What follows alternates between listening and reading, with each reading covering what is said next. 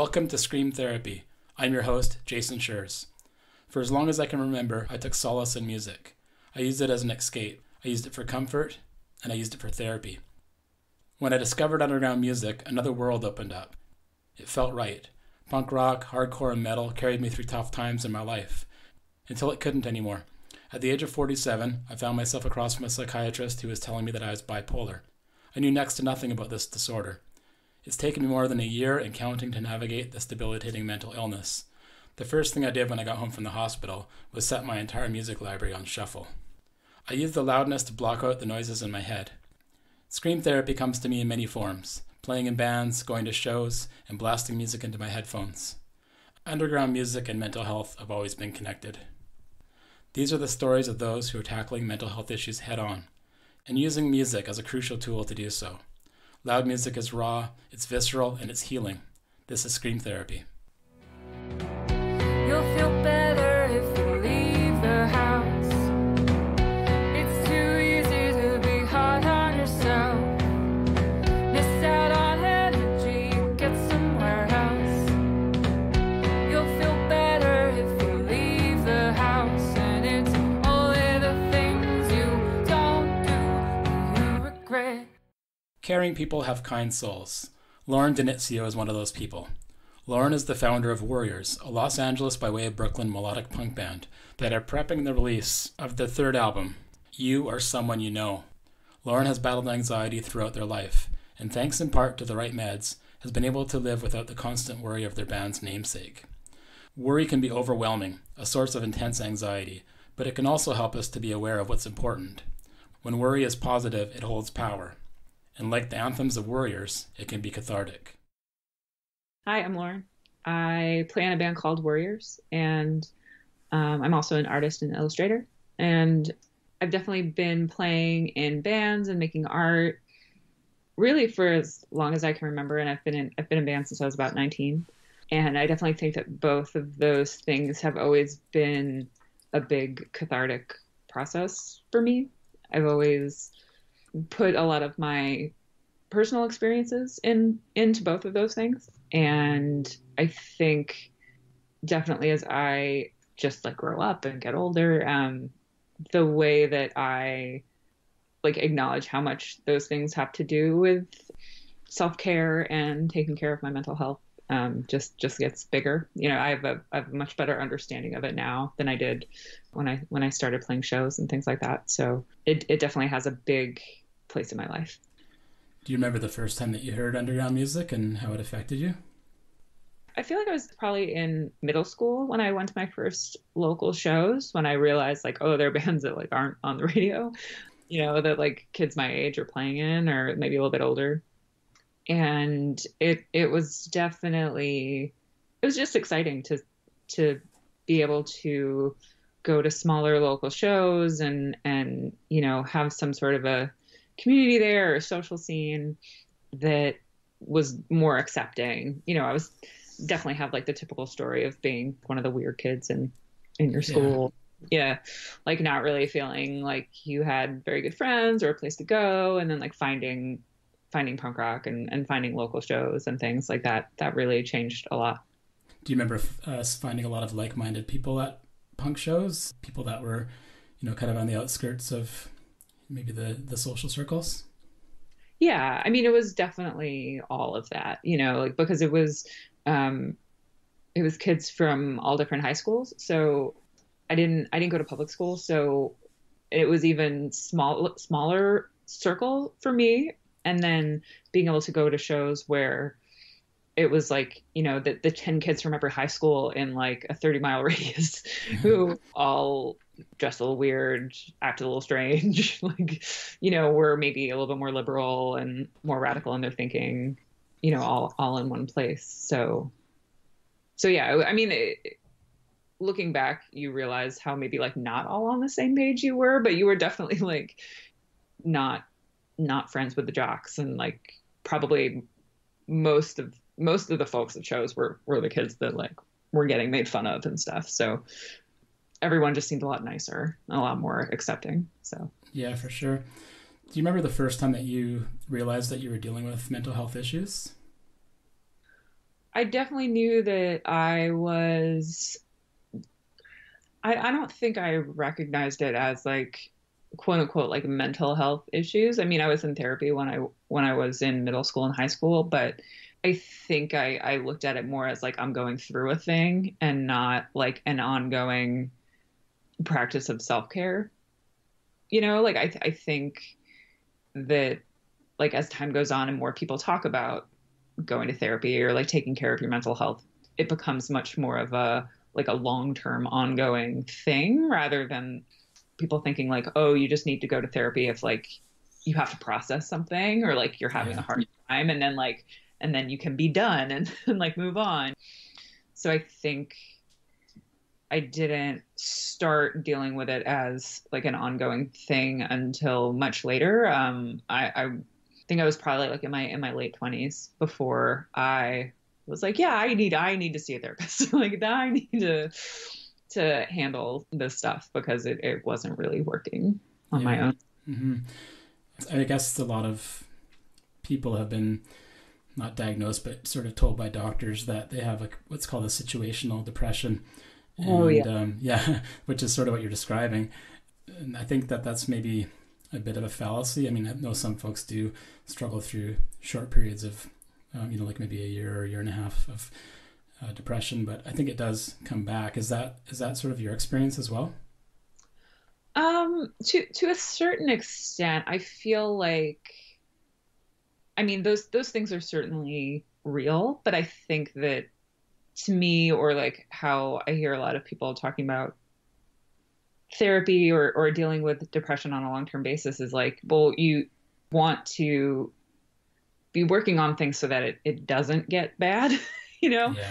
Um, so even if like just because you're feeling fine doesn't mean you don't need to be in therapy or like don't need to be doing things that are like consciously like maintaining your mental health. But yeah, I mean, my experience was definitely more somewhere along the lines of like having that realization. I was like, oh, like people don't feel like this all the time. Like I am a very anxious and generally sad person. Like that's not okay. Like that's like, I've been or I had been, like handling it on my own and like tried to be a pretty self-aware person and like, talk about things and like get support from friends and stuff. But like at a certain point, I was like, oh wait, no, like it's not normal. Like it's not okay. Or to be trying to just handle everything on my own and not address it in a more formal way. Yeah. So it wasn't until later in my 20s I was like, okay, I need to like get my shit together. Yeah. Tell me how anxiety has affected your life. Oh God. I mean, I still worry, like I'm still one of those people that thinks like 8 steps ahead. I was like, what about this? What about that? This is going to happen. It's definitely been one of those things. But it used to be that something relatively minor would happen or like something would come up or someone would say a thing or I'd feel bad about something and it would just like derail my entire day. And I would have a really hard time getting work done. I wouldn't want to go out. Like it wouldn't be super severe, but it would be a very noticeable physical thing that was happening. And I used to think that those sorts of reactions were like, oh, when this thing happens, then you feel this way, and this is just my life, and this is how it is. And then I think when I realized like, oh no, I'm having like these are anxiety attacks. These are actually like anxiety attacks and like low level panic attacks that I shouldn't be having to deal with it on my own or not have a plan of what to do and like how to take care of myself, that those things are not, that they don't have to be considered like just a part of life and just something I have to deal with. So that was how anxiety really, really affected my life on a daily basis for a really long time. And it doesn't happen as much anymore. And I'm really psyched about that. Yeah. But it's something that I'm like, that's never going to go away if I'm not taking care of it. So For sure. And how does medication factor into that?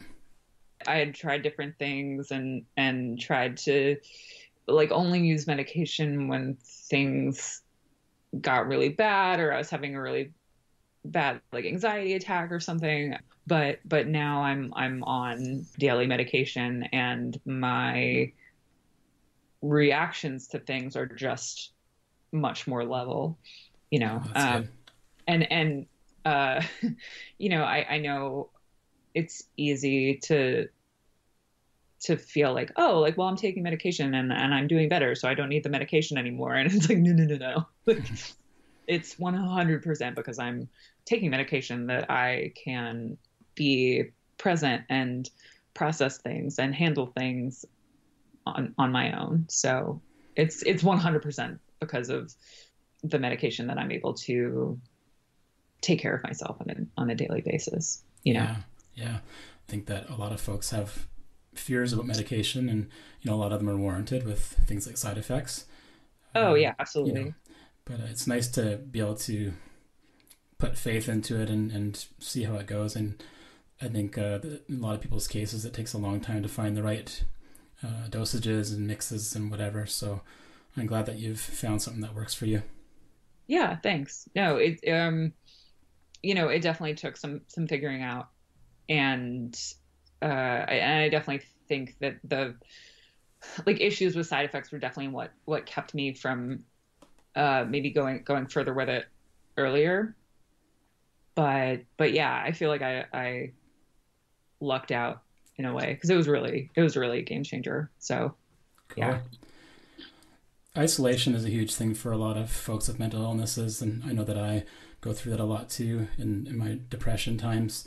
On the song WTF Is Sleep, there's a really great line. I feel it's quite beautiful, actually. It's only the things you don't do that you regret, and of course that changes through the song. An even simpler line, which I think is quite lovely, is you'll feel better if you leave the house, which that just speaks to me as far as isolation goes. Can you tell me a little bit about that song and how it all came about? Yeah, I mean, I think that song is totally like a note to self kind of a song, and reflecting on the fact that like I am someone that like especially after being on tour and being out all the time and being really social, like when I'm home, I'm like, I don't want to go out. Like it's very easy for me to like make an excuse for myself to not go to a thing. Or it definitely was a while ago, or when I wrote that song, and like reminding myself that really every time I would like end up going out, 99% of the time I would have a good time and be very glad that I did. So, and I think that that's an experience that a lot of people have, or, I know a lot of people who, if they have a choice, will definitely stay home. Yeah. Be like, whether or not they have housemates or a partner or something, it's, if you have a nice warm place to be, and like books and records and movies and stuff, it's just so easy if you're not feeling great to just be like, I'm just gonna stay here. And there's the opposite, which is something that I go through as well in my more manic times, which is going out all the time and not being able to stop. I guess they call it FOMO. That? Yeah, fear of missing out. So that can be an issue for some folks as well. I know it is for me, but also the isolation on the other side. Yeah, no, yeah, completely. And is touring kind of a form of that? Like not being able to slow down, being on the constant move all the time? Well, I think touring definitely affects what I want to do when I get back. And I think that touring still looked like the kind of thing where I had to be like out in the show space, or like in a bar, like in a crowded bar, or like a crowded basement the whole time for like 30 days in a row. I wouldn't be able to tour anymore. And I think that the way that it works now, that like it's really easy to be like, okay, I'm gonna go be social right now, and okay, I need to go find a quiet place, or like I need to just like chill out, or like watch the other band from the side of the stage, like kind of have that personal space when you need it. It makes it a lot easier to, yeah, just to like get this space that you need when you need it. And then when I'm feeling like comfortable and like being social, it's really easy. But I mean, it definitely it gets very overwhelming sometimes. So it's just something that I'm much more aware of now, because I feel like I should have more control over it. And was it like that? It sounds like it was different in the earlier days, maybe when you were in the Measure and early in the Worriers touring. Was it quite more hectic, chaotic? Yeah, I mean, well, it's more hectic, but like it just gets more stressful when you can't ever like turn off. And when, we couldn't bring someone on merch or couldn't have a tour manager or like couldn't when I didn't really have help for long stretches of time, it gets very overwhelming and very stressful. And, if you're not, like, if I wasn't really taking care of myself, I just wouldn't be doing well by the end of it. Even though I really like touring and I would really like being on the road, but I'm a stress case by the end of it. Well, speaking of chaotic, I think, obviously this podcast is called Scream Therapy, and one of the best examples of that I've ever seen is when you were doing a Minor Threat cover set at Fest. It was probably 3 years ago or so. That was pure Scream Therapy there. Oh, it was so much fun. Yeah, that was great. I could never be in a hardcore band that like where people didn't already respond to all of the lyrics, but Yeah. but that was really fun. Stuff like that's great. Yeah, for sure. Do you consider yourself an advocate or spokesperson for mental health issues with some of the songs that you've written? I think probably inadvertently. It's not, I don't feel like it's a flag I fly actively, but it's the kind of thing where I know that when I get to be on stage and have a microphone in front of a lot of people, like I intentionally talk about some of the songs before we play them, because if you aren't familiar with us and maybe like aren't paying close enough attention, you'll miss it. And talking to people when we're on tour, I know that a lot of people respond to that and that it's important to people and that it means a lot when we say that stuff before we play a song. So it's definitely something that I am intentional about at shows, but it's not something that I'm necessarily thinking about when I'm writing the music. But I'm happy when then looking back at the songs that we've written, or like with the new record coming up, I'm psyched to be able to look back and say like, oh, well, when we play these certain songs, I want to say this, or like sometimes when we think about putting together a set, like what are the songs that I feel like are the most meaningful for me, or like the most meaningful for the folks coming to see us. So yeah, I think it's not intentional. I'm like, I'm going to write a song that talks about mental health. It just sort of happens. And then, then we kind of go from there. I feel like a lot of your songs are like that. Yeah. Yeah. There's a new single, Power Couple, and I was reading the little liner notes there, and I kind of chuckled at the thing at the end, have fun, don't die. Yeah. Yeah. Simple. Yeah. It's a thing that I started texting my bandmates sometimes when I know that like either like one of them would be like going out or was like at another show or with a bunch of people that like party a lot, or when sometimes like I'll stay back and like a bunch of them will like go out for the night when we're on tour. And I had said that a few times, and it was kind of my way of like, kind of a lighthearted way, being like, hey, I love you, take care of yourself. I want you to have fun, but also like, please come back at the end of the night. Some easy parental advice there. Yeah. Yeah. It sucks because it is the kind of thing where like we've lost a lot of friends, and it's at a point in my life and a lot of my friends' lives where I'm just like, hey, I'm not trying to be a cop. I don't want to tell you what to do, but you need to know that I'm thinking about you and care.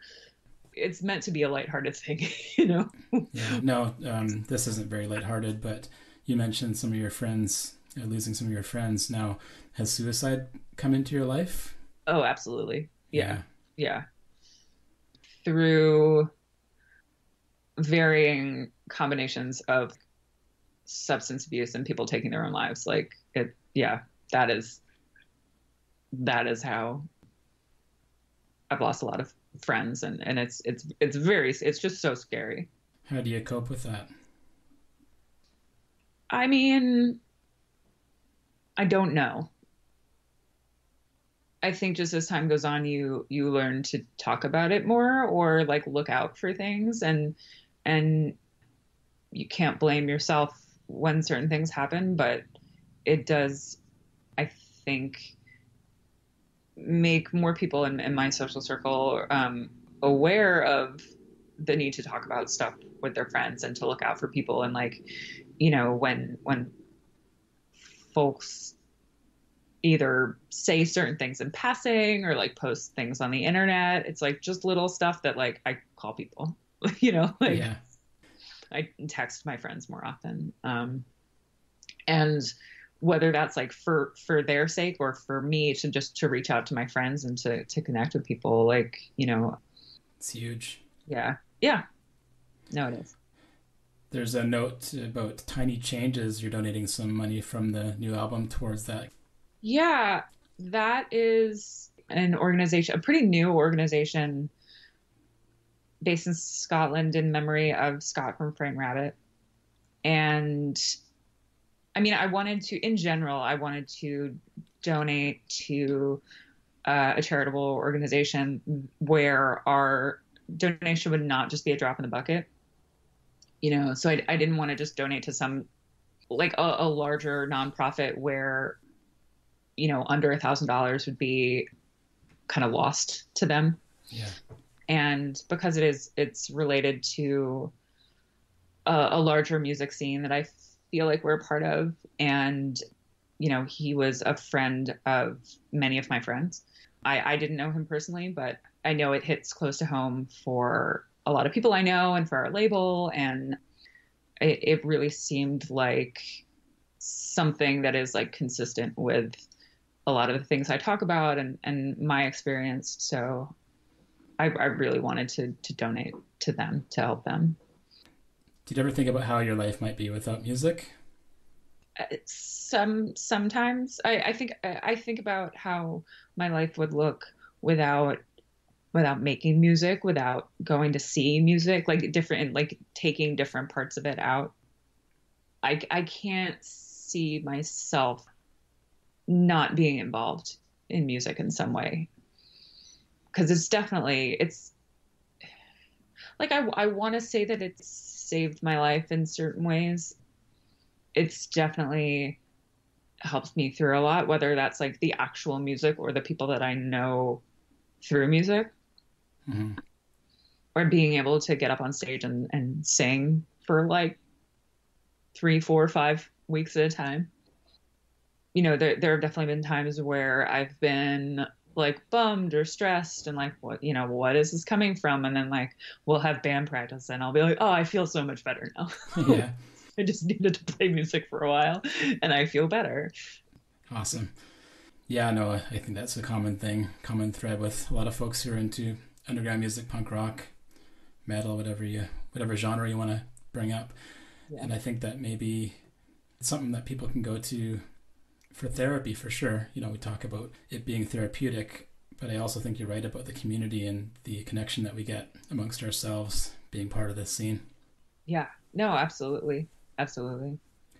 One of the things that I always remember about you is we were at Fest a few years ago. Actually, it might have been my first Fest way back when. Oh, I think we were roommates for some random way. I can't remember how we ended up being roommates for some reason. I do remember that. Yeah, it was weird. Everybody just like needed a room. So like a bunch of us, sure. Yeah. Totally. So, but at that Fest, or maybe it was the one after, I was talking about my son, my oldest son, and you were asking about him, and we're talking a little bit about his anxiety. And then for every Fest after that, you always asked me about him. And I always remember that and thought it was so cool of you to do that. Yeah. No, I mean, and I hope things are going well.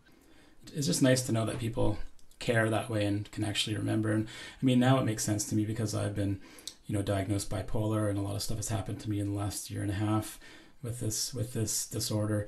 But I think now I'm really sensitive to other folks that are going through things, whereas before I was kind of sensitive in a general sense. Now I can really dig into the more specific stuff, and it makes sense now why you did that, because that maybe if the word anxiety came up, that would have affected you into talking about it.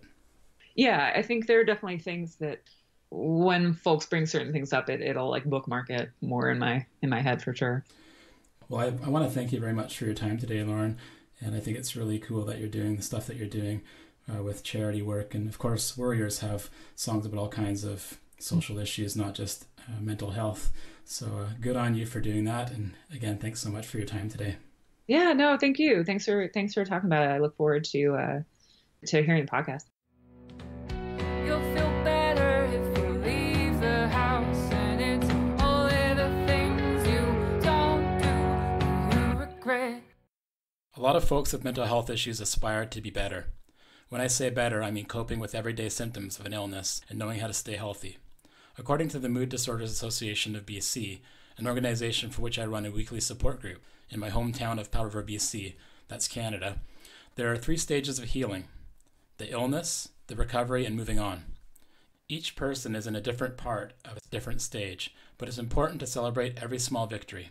As a touring musician and prolific songwriter, Lauren Denitzio of Worriers has been able to manage their anxiety with a combination of self-care and the right medications. Sometimes finding inspiration in each other's small victories and the songs that they sing is enough. Sometimes it's everything. Episode 3 of Scream Therapy is coming your way in a couple of weeks. I'm at soundcloud.com/screamtherapy if you feel like reaching out. Until next time, take care of yourself and be well. The intro and outro music for Scream Therapy is provided by the late great Vancouver punk band Submission Hold with the song Cranium Ache.